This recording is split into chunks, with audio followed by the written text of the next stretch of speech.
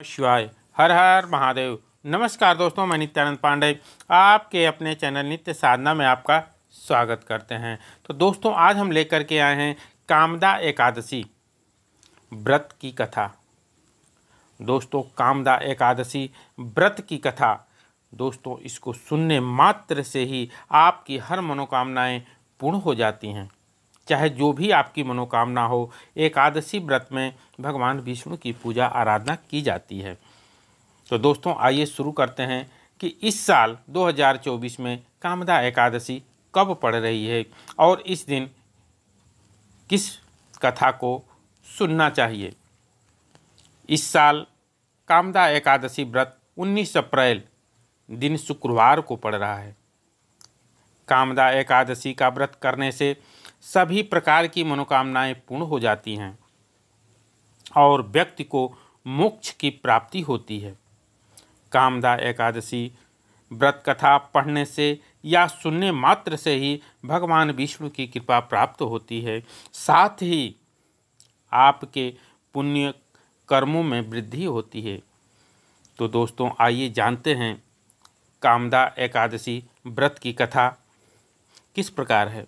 कामदा एकादशी इस साल 19 अप्रैल दिन शुक्रवार को पड़ रही है।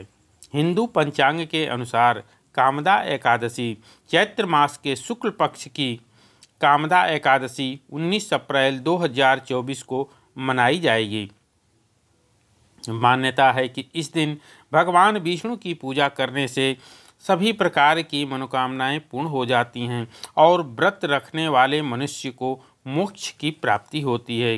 कामदा एकादशी को फलदा एकादशी के नाम से भी जाना जाता है, क्योंकि ऐसी मान्यता है कि इस व्रत को करने से मनुष्य को 100 यज्ञों के समान फल मिलता है। कामदा एकादशी पर विधि विधान से के साथ पूजा करने के साथ कामदा एकादशी व्रत की कथा सुनना या पढ़ना पुण्य की प्राप्ति होती है। तो दोस्तों, आइए शुरू करते हैं कामदा एकादशी व्रत की कथा। कामदा एकादशी व्रत कथा पढ़ने से मोक्ष मिलता है।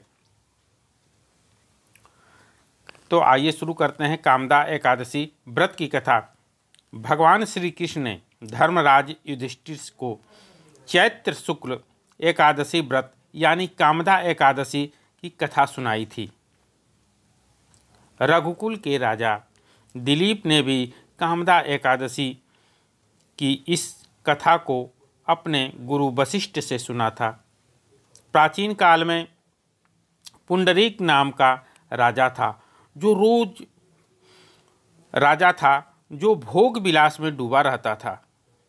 उसके राज्य में ललित और ललिता नाम के स्त्री और पुरुष रहा करते थे। दोनों में अथाह प्रेम था।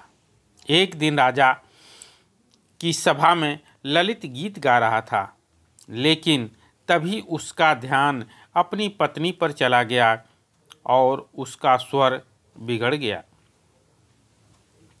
दोस्तों, यह देखकर राजा पुंडरीक बहुत ही क्रोधित हुआ और उसे क्रोध में आकर के ललित को राक्षस बनने का श्राप दिया। ललित को जब राक्षस बनने का श्राप दे दिया, ललित मांस मछली का भक्षण करने लगा। मांस खाने वाला राक्षस बन गया। इस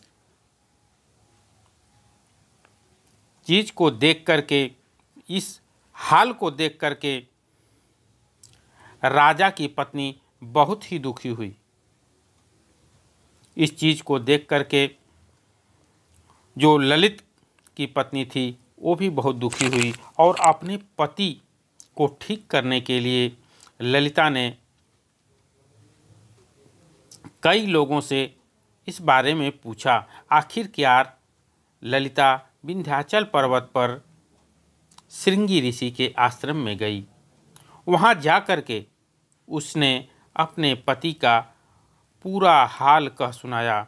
ऋषि ने ललिता को अपनी मनोकामना पूरी करने वाला व्रत कामदा एकादशी का व्रत रखने के लिए कहा। साथ ही ऋषि ने कहा, अगर वे कामदा एकादशी का व्रत रखती हैं तो उसके पुण्य से उसका पति ललित फिर से मनुष्य योनि में आ जाएगा।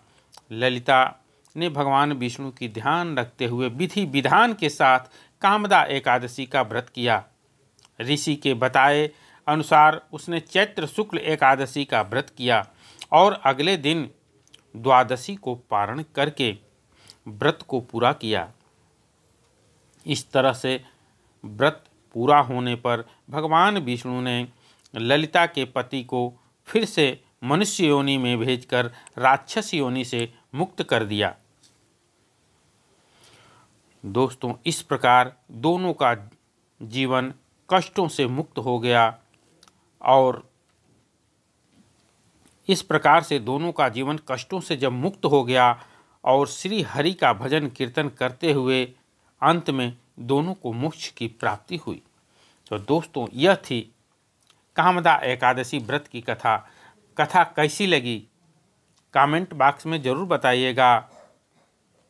कमेंट में